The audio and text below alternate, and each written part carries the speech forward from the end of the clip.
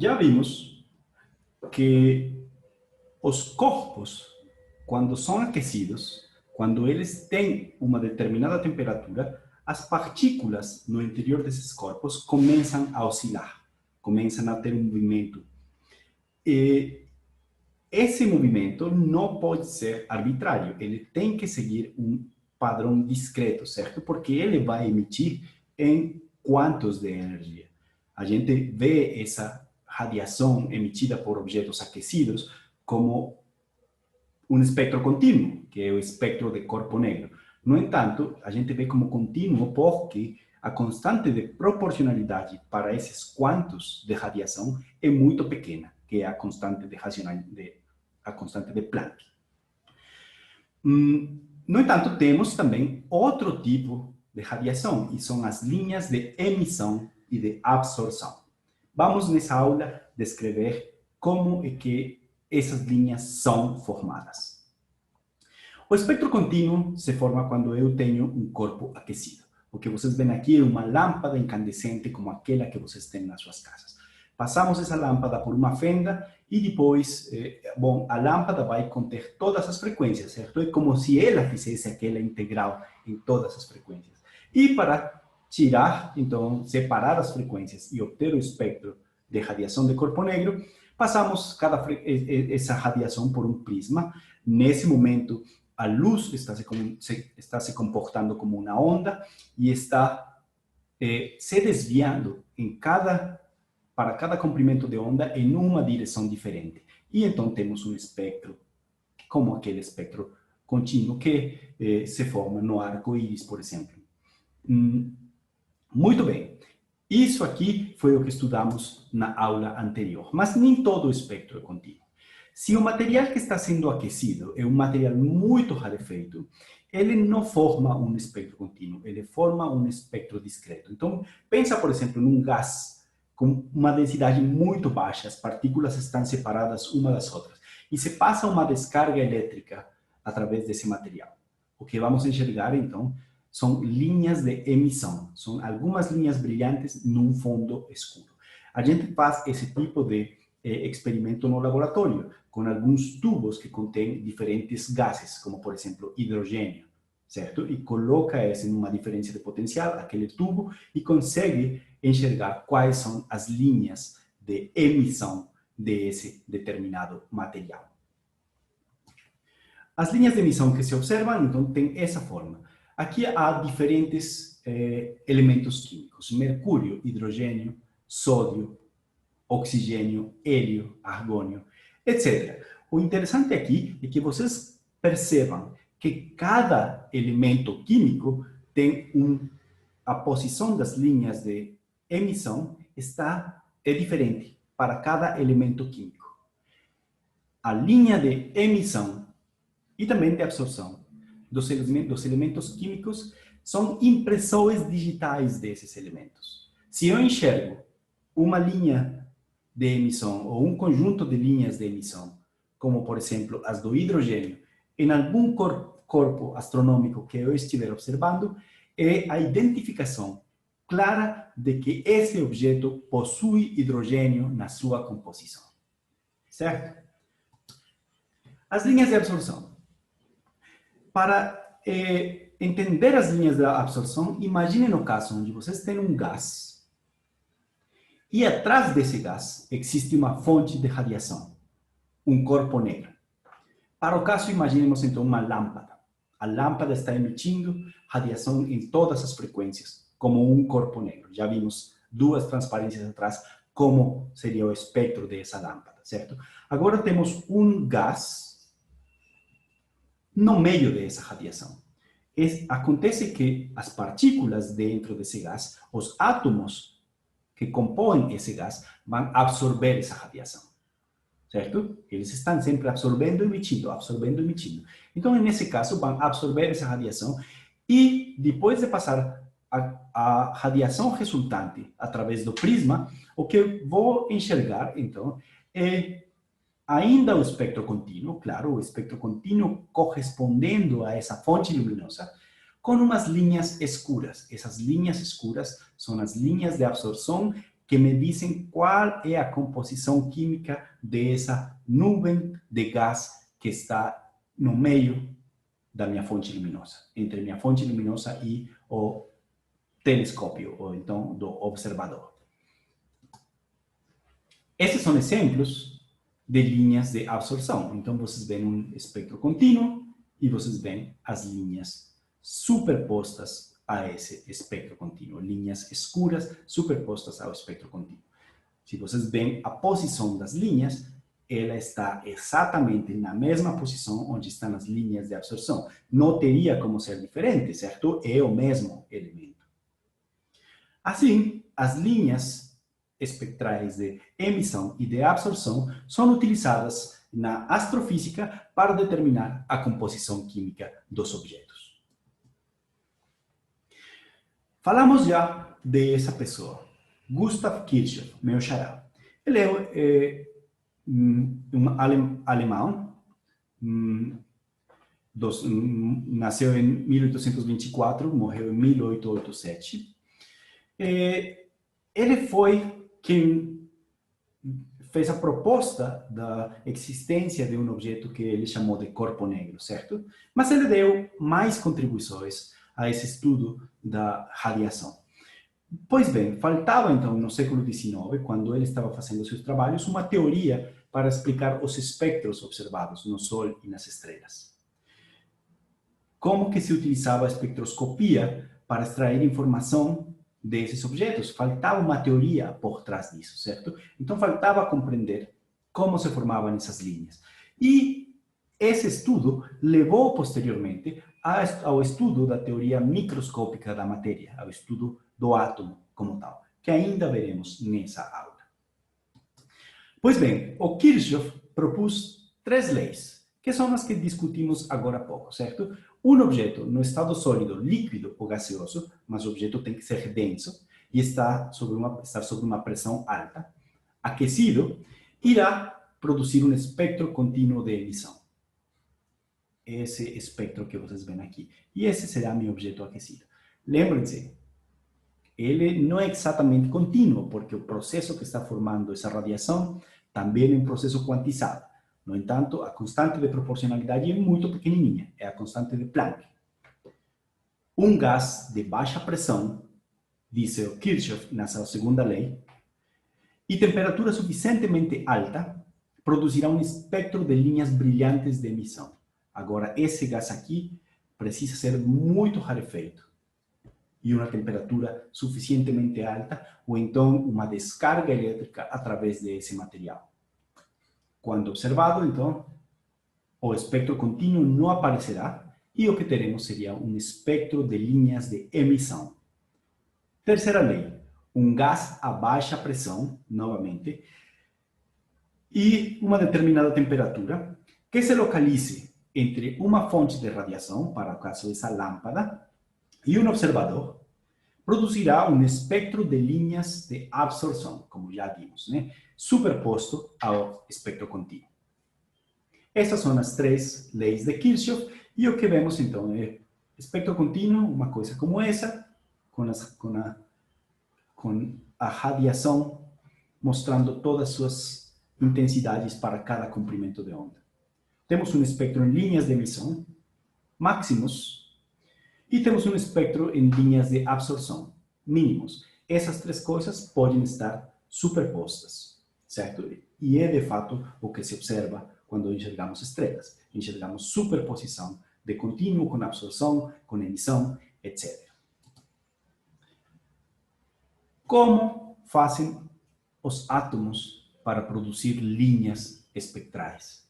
O que está acontecendo a nível atômico? Bom, então temos que chegar já ao estudo da estrutura atômica. E antes de esse cara aqui, que é o Niels Bohr, o Rutherford tinha proposto uma teoria para o átomo, onde o próton estava no centro do átomo e os elétrons estavam ao redor em uma nuvem eletrônica. Mas foi o Bohr quem propôs que os elétrons não estão em qualquer posição. Os elétrons estão em alguns níveis determinados de energia.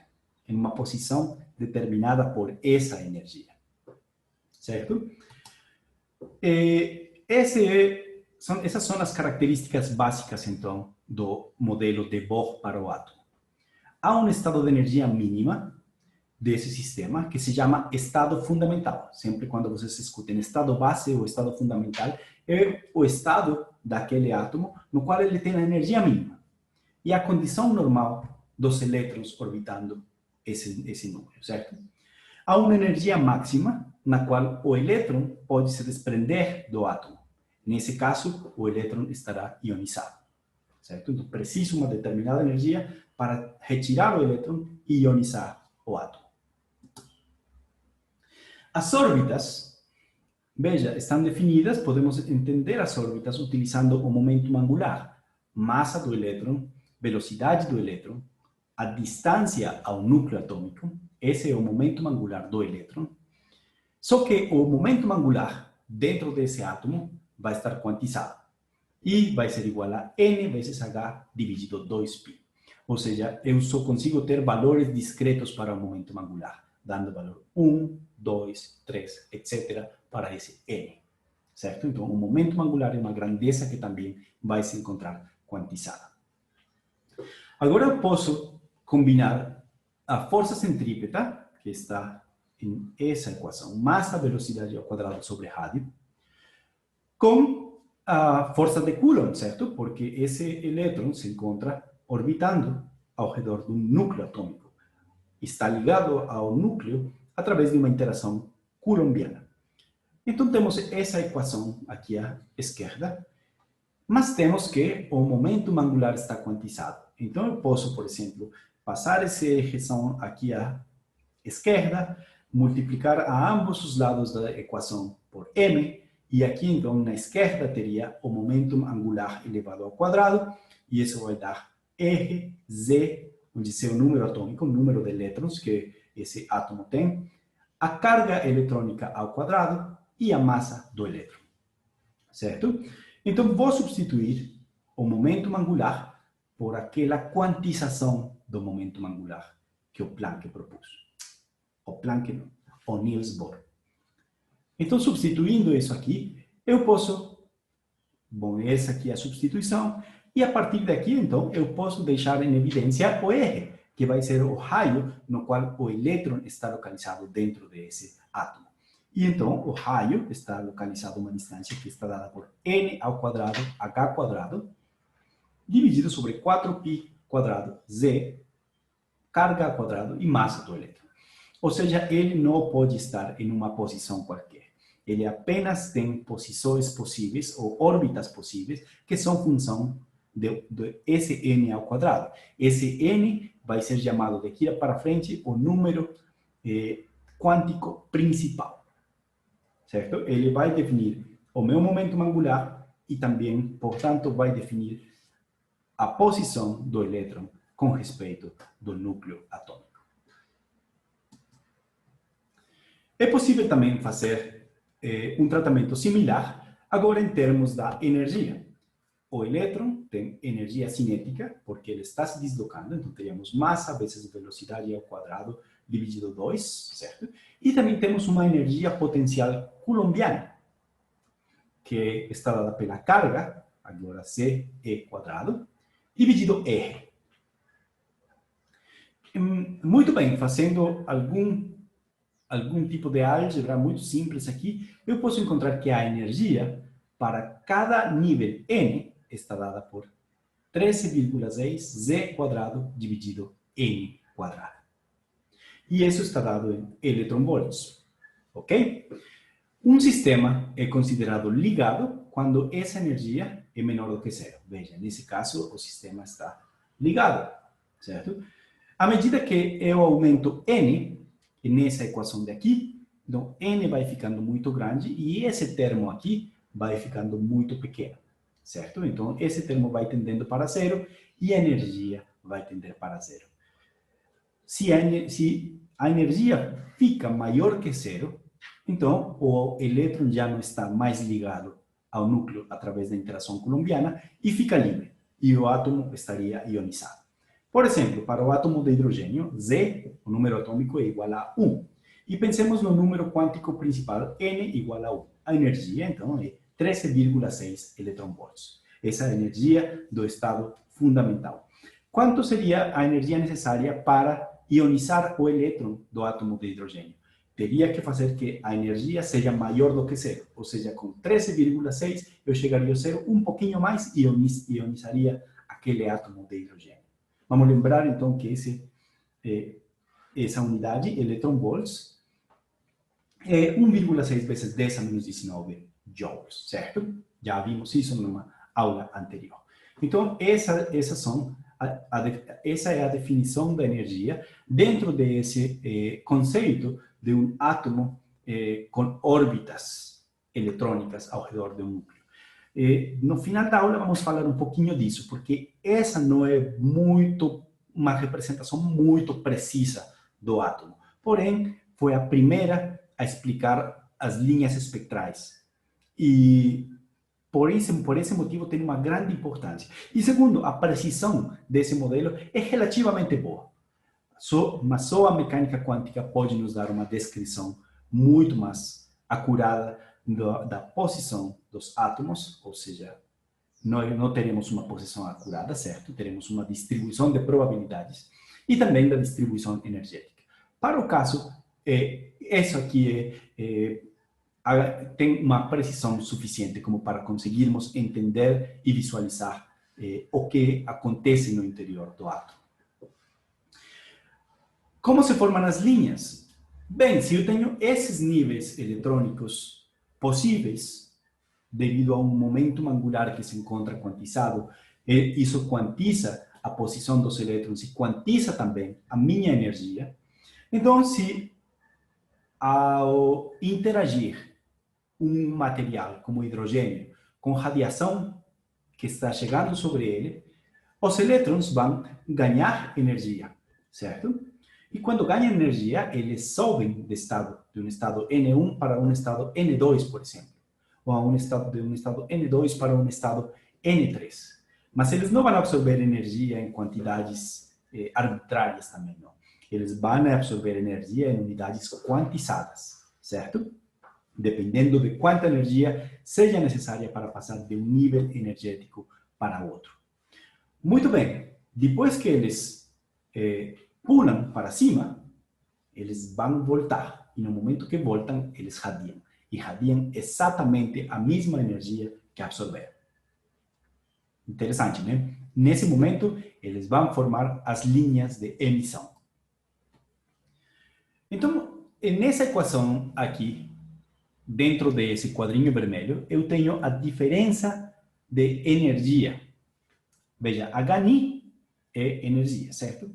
Então, se hago ΔE sobre H, eu vou ter uma frequência. E essa vai ser a frequência de emissão quando a diferença de energia é ΔE. Muito bem, então vou fazer ΔE como E2 menos E1. Vou encontrar a transição entre dois níveis energéticos.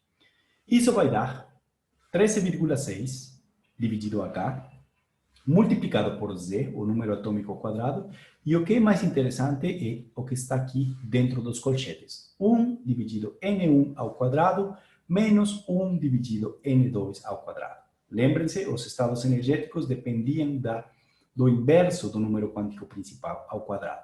Agora teremos uma diferença desses inversos. Então, se eu estou pulando do nível 2 para o nível 1, faço essa relação aqui, e o que obterei será a frequência de emissão, ou então de absorção, certo? Porque o processo contrário também é permitido. Então, se eu tenho n igual a 1, e o outro n é um número qualquer, 2, 3, 4, o que eu terei são as linhas de Lyman, certo? Todas as transições que envolvem o número, o estado n igual a 1, se conhecem como linhas de Lyman. Isso para o átomo de hidrogênio, correto? Não estamos falando de átomos mais complexos, senão estamos falando do caso onde Z é igual a 1.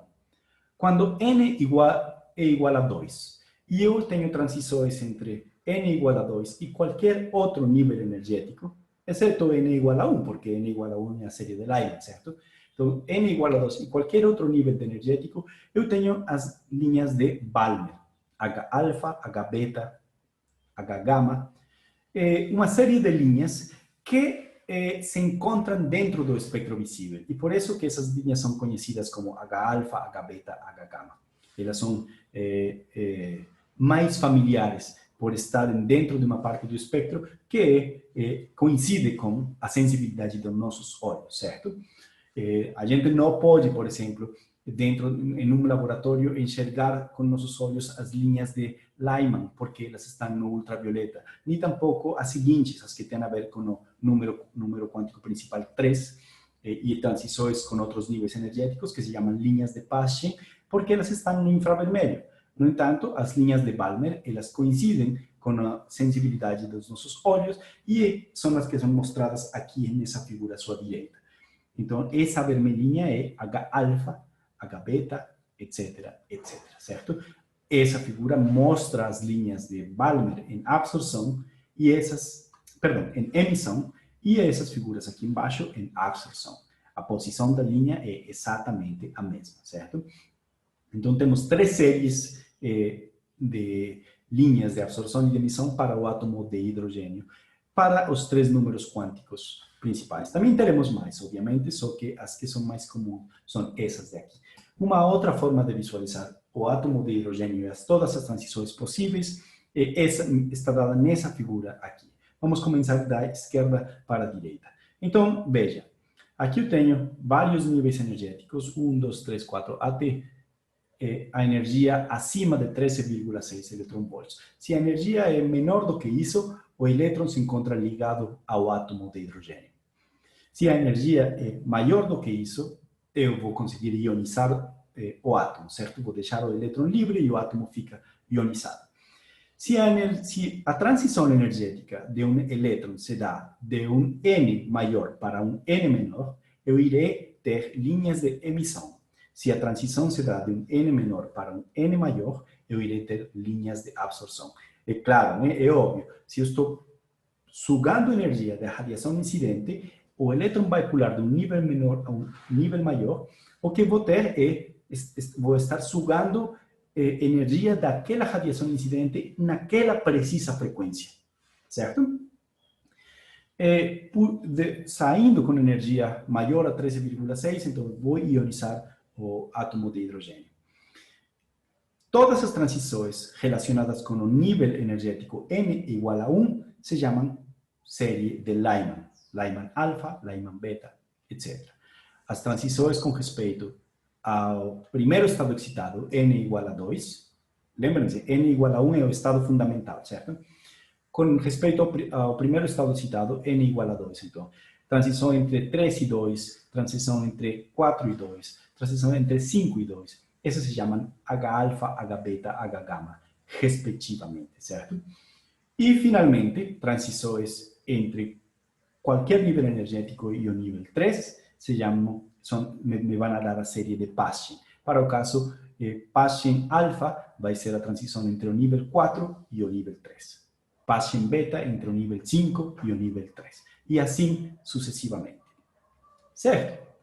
Bom, essa é a explicação clássica da formação das linhas espectrais utilizando a teoria de Planck. Utilizando o modelo atômico de Bohr. Certo?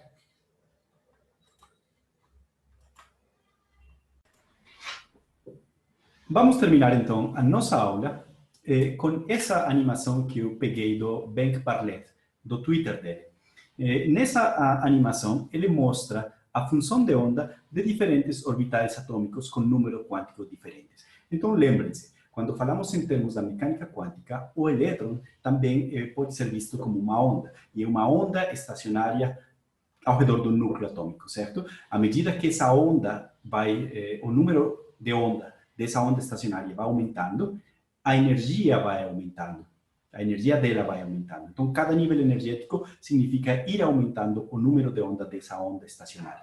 Ou mesmo, se ele absorve energia, então vai mudar o número de onda dessa onda estacionária. Correto? A função de onda, ele me ajuda a encontrar a posição do elétron, porque ela me dá uma amplitude de probabilidade que ele se encontre em algum desses orbitais atômicos. E temos, então, três números quânticos. O número n, que me vai dar a energia, ou seja, que tão distante se encontra o elétron do núcleo. Tenho o número quântico L, que me vai dizer como é a forma dessa órbita, ou seja, ele vai mudar a forma da onda, para o caso. E tenho o número m, que é o número quântico magnético, que me vai dizer quantos elétrons eu posso acomodar em cada orbital atômico. Então, vocês veem, à medida que o número quântico vai caindo aqui para o caso, se ele vai aumentando, a forma muda, certo? E, bom, o mesmo, quando aumenta ou diminui, eu vou vendo como diferentes números quânticos geram diferentes funções de probabilidade, diferentes funções de onda. Então, com isso terminamos a parte de estrutura da matéria, mas ainda estudaremos um pouquinho mais as características das linhas espectrais. Até já.